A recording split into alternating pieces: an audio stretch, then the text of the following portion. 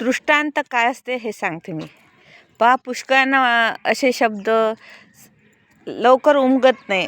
आता मी टीचर आहे, तर म्हणजे व्याकरण वगैरे शिकवताना माझा तसा सायन्सचा विषय आहे, पण हा दृष्टांत हा शब्द काही सहज कोणाच्या अंगीवळणी पडत नाही किंवा हा दूरपर्यंत संबंध नसतो. पण मग हा माझ्याही जीवनात केव्हा आला, दृष्टांत कसा घडतो, तर एक तुम्हाला सांगते. मी जेव्हा 2006 पासून आली, ध्यान करायला लागली, ध्यान मार्गात झाली. ध्यानात मग मला अनेक अनेक अनेक अनेक अनुभव यायला लागले आणि सगळ्यांना येतातच. ध्यान करून पहा. त्यातला मी एक सांगते की गडचिरोली जिल्ह्यामध्ये चपराळा अभयारण्य आहे. तिथे कार्तिक स्वामी महाराज राहतात. त्यांनी मी माझ्या घरी पांढरकवड्याला इथे ध्यान करताना मला दृष्टांत म्हणजे दर्शन दिलं. खरी ध्यानामध्ये आले, मी त्यांच्या पाया पडली. त्यांच्या लटा बिलकुल जटा अशा डोक्यापासून पायापर्यंत लांबलचक राहायच्या. बसले की असे ते खुर्चीवर बसले की असे लोळायचे. मी त्यांना प्रत्यक्ष नाही पाहिलं, पण फोटोमध्ये पाहिलं आहे. आणि ते शिव झाल्यानंतरच मला त्यांनी दृष्टांत दिला. मग झालं. मग जसं त्यांनी मला दर्शन दिलं, मला एक जिज्ञासा प्रवृत्तीने मग मला त्यांच्याबद्दल पहिले मी त्याच जिल्ह्याची, पण मला कधी ते जाणं नाही झालं त्या ठिकाणावर, त्याच्याविषयी माहिती नव्हती. पण मग नंतर जेव्हा कळलं की अरे हे तर गडचिरोली जिल्ह्यात माझ्याच माहेरी ते गाव आहे चपराळा अभयारण्य. मग मी 2 वर्षापासून सतत जेव्हा मी माहेरी गेली, तर आम्ही 4 बहिणी आहे. त्यांना, माझ्या आईला, शेजारच्यांना कोणी चला ना माझ्यासोबत, मला त्या जागेवर जायचं आहे, पाहायचं आहे की कसं आहे क्षेत्र. आणि मग मला कोणी सोबत नाही मिळायचे, कोणाचं जमायचं नाही जमायचं. मग शेवटी मी 2 वर्षांतर एक दिवस सगळे घरी होते, माझ्या 4 बहिणी होत्या, आम्ही सगळे होतो, आई बाबा वगैरे. मला कोणी साथ दिली नाही. म्हटलं ठीक आहे, तुम्ही कोणी नका येऊ. मी सकाळी उठली, 6 वाजता निघाली चपराळा अभयारण्यात कार्तिक स्वामी महाराजांच्या मंदिराला भेट द्यायला. मग गेली. पहिले सगळा रूटपीट विचारून ठेवला होता. तिथे गडचिरोली ते आष्टी गाव आहे, तिथपर्यंत बस होती. तिथून मग ॲटो होता आणि तिथून जसं समजा 2 ते फॉरेस्ट होतं तिथे जंगलामध्ये. त्या फॉरेस्टमधून जाऊन समोर 2 ते 3 किलोमीटरवर चपराळा देवस्थान, त्या कार्तिक स्वामीचं मंदिर आहे. मी तिथपर्यंत जाईपर्यंत 12 वाजले होते.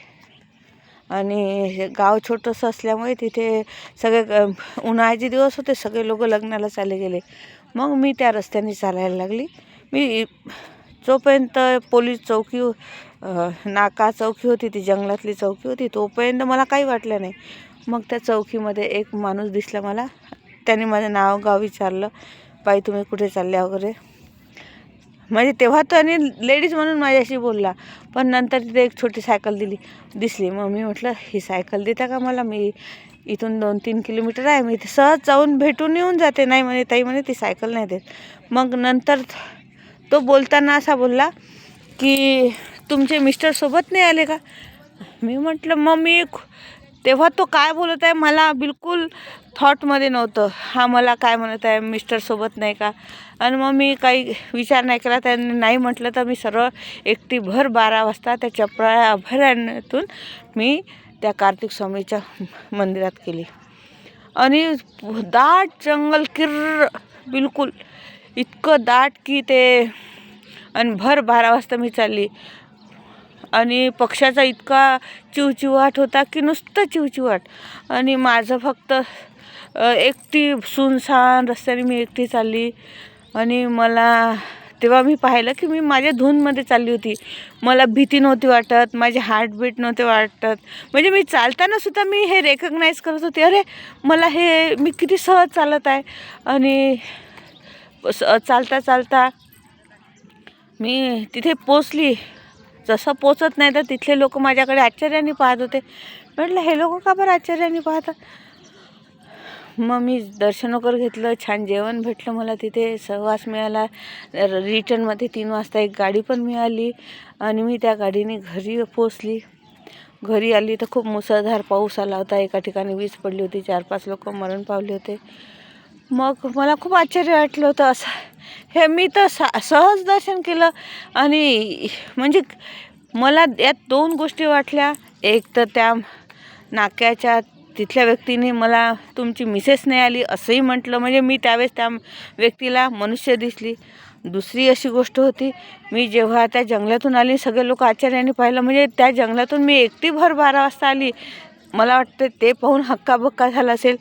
पण मग ती एनर्जी कोणती होती, म्हणजे जेव्हा मी ध्यान मार्गात आली तेव्हा आपल्या शरीरामध्ये इतका काही चेंज होतो ट्रिमेंडस, की आपली मानसिक अवस्था, शारीरिक अवस्था, वैचारिक अवस्था आणि परिपक्वता इतकी वाढते की आपला जो संकल्प असतो तो इतका परफेक्ट होतो.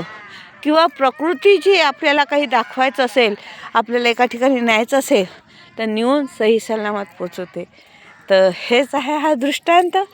तर समजला हा दृष्टांत कसा असतो. तर thank you, love you all, enjoy enjoy enjoy.